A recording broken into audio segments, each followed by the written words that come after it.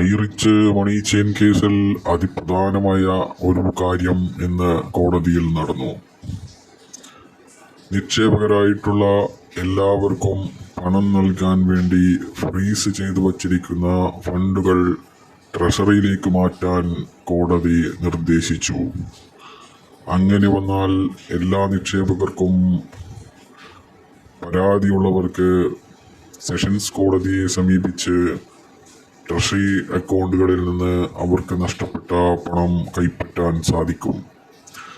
ഹൈറിച്ച് എന്നത് കേരളം കണ്ട ഏറ്റവും വലിയ മണി ചെയിനാണെന്നും പോലീസ് 3000 കോടിയുടെ തട്ടിപ്പാണ് എന്ന് കണ്ടെത്തിയിട്ടുണ്ട് എന്നും നമുക്ക് ഒരുപാട് ആൾക്കാരെ കോടിക്കണക്കിന് രൂപ ജീവിക്കാനുള്ളതാണ്. ഹൈറിച്ച് കമ്പനി ക്രിപ്റ്റോ കറൻസി വഴി വിദേശത്തേക്ക് കടത്തിയിട്ടുണ്ട് എന്നൊക്കെയുള്ള കാര്യങ്ങൾ ഇന്ന് കോടതിയുടെ മുമ്പാകെ വന്നു. അതുപോലെ തന്നെ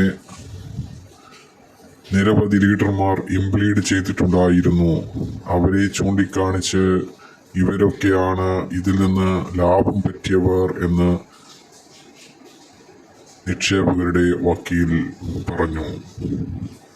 എന്തായാലും വളരെ നിക്ഷേപകരെ സംബന്ധിച്ചിടത്തോളം വളരെ ആശ്വാസകരമായിരിക്കുന്ന 1.5 കൊല്ലമായി നിക്ഷേപം നഷ്ടപ്പെട്ടവർക്ക് ആശ്വാസം പകരുന്ന ഒരു കാര്യം തന്നെയാണ് ഇന്ന് കോടതിയിൽ നടന്നത്.